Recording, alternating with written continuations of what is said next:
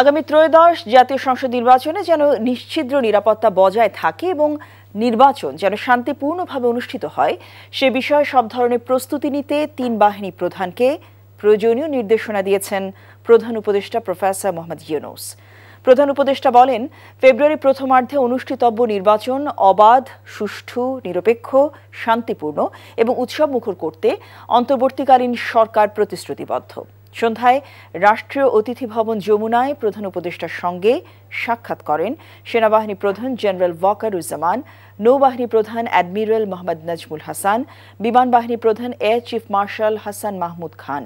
বৈঠকে জাতীয় নিরাপত্তার পাশাপাশি দেশের আইনশৃঙ্খলা রক্ষায় সামরিক বাহিনীর সদস্যদের কঠোর পরিশ্রমের জন্য ধন্যবাদ জানান প্রধান উপদেষ্টা। বৈঠকে নির্বাচনের জন্য সামরিক বাহিনী সব ধরনের প্রস্তুতি নেওয়ার বিষয়ে প্রধান উপদেষ্টাকে অবহিত করেছেন তিন বাহিনী প্রধান। নির্বাচন ঘিরে আইনশৃঙ্খলা রক্ষায় ৯০,০০০ সেনা সদস্য, ২৫০০ নৌবাহিনীর সদস্য এবং ১৫০০ বিমান বাহিনীর সদস্য মোতায়েন থাকবে। প্রতিটি উপজেলায় এক কোম্পানি সেনা মোতায়েন থাকবে। এ সময় জাতীয় নিরাপত্তা উপদেষ্টা ডক্টর খলিলুর রহমান উপস্থিত ছিলেন।